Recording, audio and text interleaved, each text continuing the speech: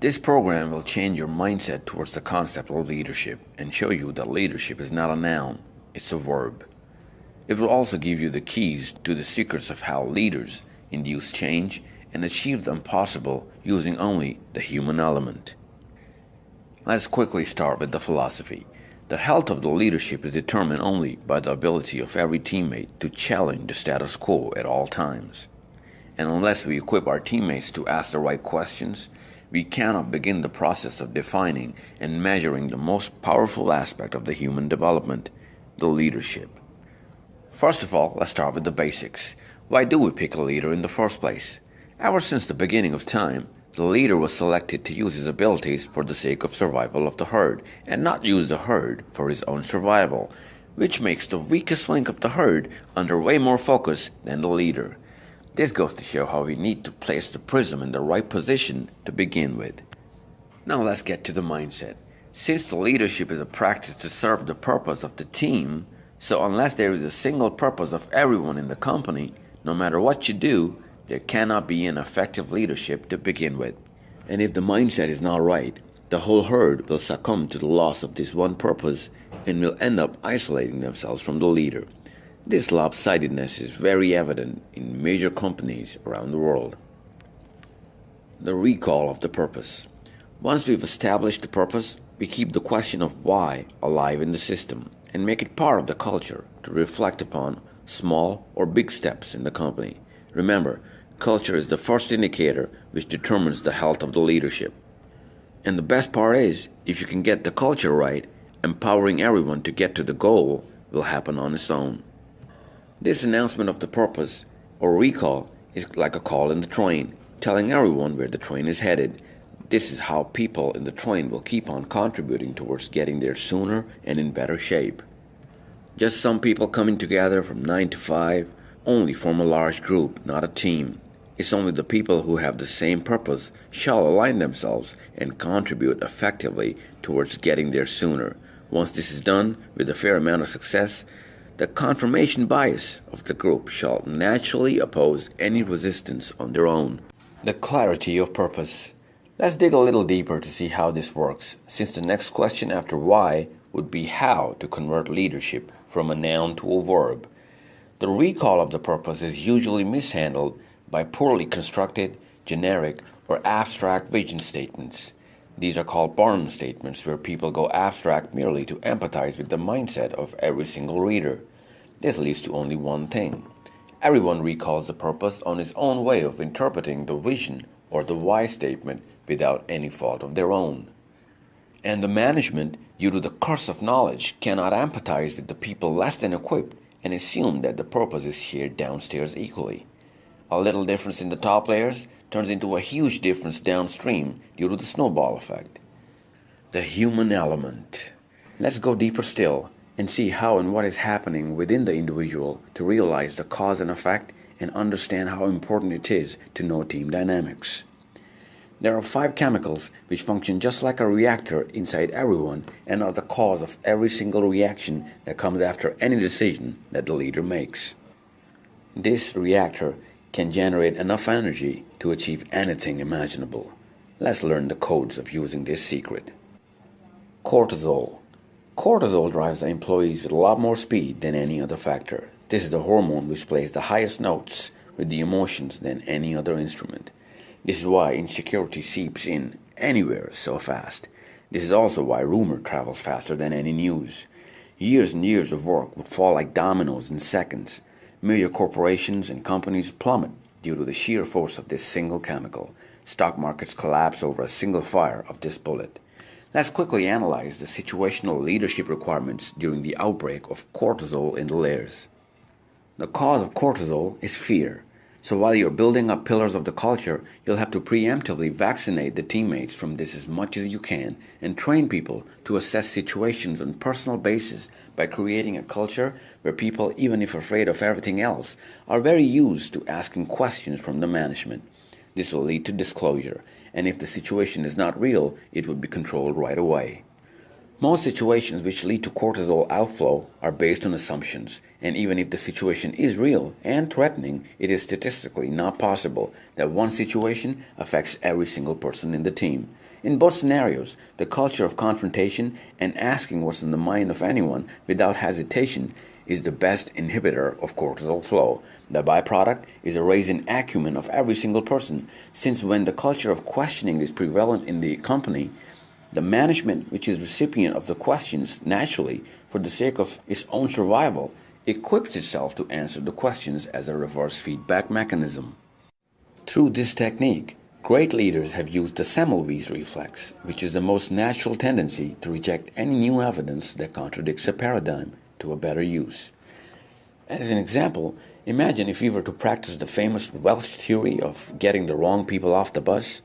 Not only that this will cause major cognitive dissonance in all the layers, since it's an alarm and will override the recall of the purpose, but this is so far from the core of the morality of leadership that it negates why we picked the leader in the first place.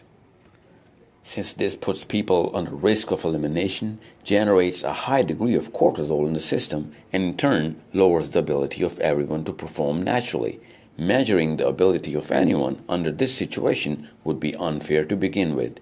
This causes people to start underestimating themselves, even though they are way more skilled under normal circumstances. This phenomenon is called the Dunning-Kruger effect. Oxytocin. Before we give the medicine for a cortisol-driven system, let's talk about the psychology that develops as a result of cortisol.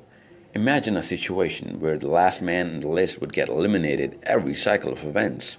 You can see how fast every single person will start to disregard the authority of leaders, and his own wisdom of survival will override the wisdom of the group, and he will bisect every single policy and manipulate the system merely to survive.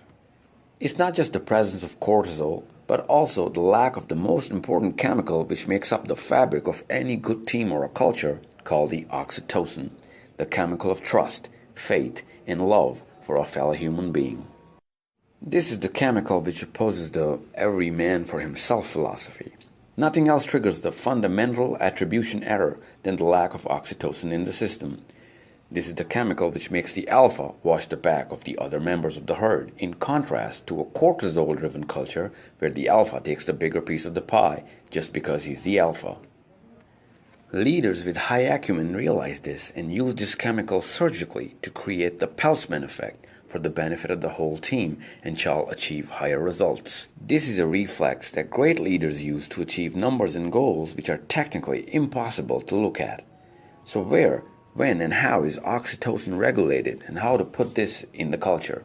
First of all, this chemical is built in the human system and is merely waiting for an act of trust, affection, or care, but mostly sacrifice to start flowing. Multiply that by every person in the team, and you turn a group of people into a high momentum team. Nothing builds the momentum of the team better than the fuel of oxytocin. Chemicals like endorphins and dopamine are selfish chemicals, and they are never released due to the performance of anyone else. And momentum makes you win bigger games. A train moving with a high momentum can easily break a 5-foot concrete wall on the track, which looks like a huge hurdle at the time, but a stationary train cannot even move even if an inch of a block is in the way. This is why great teams, when the momentum is built, they overcome big hurdles and bottlenecks merely on the basis of momentum. The purpose of dopamine is to make sure we get things done. Dopamine. The purpose of dopamine is to make sure we get things done. It helps people to go get the targets met. This is where you generate focus of everyone on the goal. This is why we break up the roads to achieving our purpose into realistic, measurable, and actionable milestones. This keeps the dopamine flowing. However, if you cannot make them realistic and measurable, this would not generate dopamine, and it just wouldn't work. The goals have to be tangible and visible at all times, since we are very visually oriented animals, and if we don't see it, we won't work half as hard to achieve it. For example, you can't get the performance of your employee high if you tell them that you get promoted if you achieve better or more. However, if you tell them that for every 20% of overachievement, you get to keep 5% of revenue, then you can see the difference in the results. This is why the abstract vision statements and generic purpose statements won't make the team work towards it, and people won't be able to make out the very definition of an achievement, hence won't really work towards it. Fatigue will come in early and would cause base level friction against any good idea generated by anyone in the team. since lack of dopamine and endorphins will only cause the person to get tired and not go on that extra mile in order to achieve the milestone. Now multiply that by every member of the big team and you can see how less you'll be able to achieve. So make the goals visible and very clearly visible, realistic and measurable and tangible at all times, and celebrate them within the team to regulate the flow of these two amazing chemicals. Serotonin, the healing chemical. This is where you start the process of uplifting the wounded soldiers and heal the wounds of the fallen down. The honor and pride in the team is due to this chemical alone. Recognition of a great performance will instantly heal the wounds of years of falling back. Leaders use this serotonin to trigger the endowment effect in the team, which creates instant loyalty, and tag situations, events, stories, and achievements to the individuals and teams to keep the momentum and generate effective successors. The higher the token of recognition, the more effective it is. The chemical, however, has to be used very carefully, since an overdose may isolate the individual due to an inapt culture, and an amplified recognition at the same time is going to suppress the tone of the rest of the teammates. This, mixed with oxytocin, is the only way you ought to give it out. All in all, the clarity of purpose, the recall of the purpose, the tangibility of the goals, the carefulness of the stance, which can cause an undue fear and risk, the platform of trust, and the feeling of due pride are the recipe of owning up to the responsibility of leadership. This is where you can install a level 1 leader to practice authority, a level 2 leader to establish fellowship, a level 3 leader to establish fellowship, and a level 4 leader to earn respect. The level 5 leader practices humility, where he is the source of getting the good chemicals, and his pride is the way the weakest link of the herd is getting nourished.